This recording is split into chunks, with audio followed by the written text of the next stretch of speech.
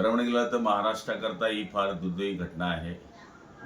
महाराष्ट्राचा खरा दादा आणि बारामतीचा किल्लेदार, वक्तशीरपणाचा माणूस, अजातशत्रू आपल्यातून हिरावून गेलेला आहे. खरं म्हणायला गेलं ते महाराष्ट्राचं फार मोठं नुकसान आहे.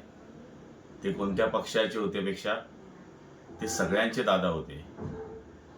सभागृहामधलं त्यांचं शिस्त पद्धतीनं वागणं, कोणाशीही बोललं तर 5 मिनिटांमध्ये ते रागवणं, विसरणं आणि सगळ्यांवर प्रेम करणं, विकास हाच त्यांच्या मनातला ध्यास होता.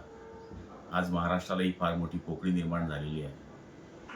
ही पोकळी कधी न भरून निघणारी आहे. हे फक्त पवार कुटुंबाचं दुःख नाही, हे आमच्यासारख्या, तुमच्यासारख्या दीनदलित, पीडित, शोषित सगळ्या लोकांचं भयानक दुःख आहे. अशा आमच्या लाडक्या दादाला श्रद्धांजली अर्पण करत असताना मन हेलावतंय की ज्याने सगळ्यांना न्याय दिला त्याला परमेश्वराने का न्याय दिला नाही, हे माझं परमेश्वराकडे मागणं आहे. पण असो, झालेली घटना ही सत्य आहे असं मी मानतो आणि ते आपण पाहिलेलं आहे. अशा आमच्या दादाला जळगाव जिल्ह्याच्या वतीनं मी भावपूर्ण आदरांजली अर्पण करतो. ओम शांती.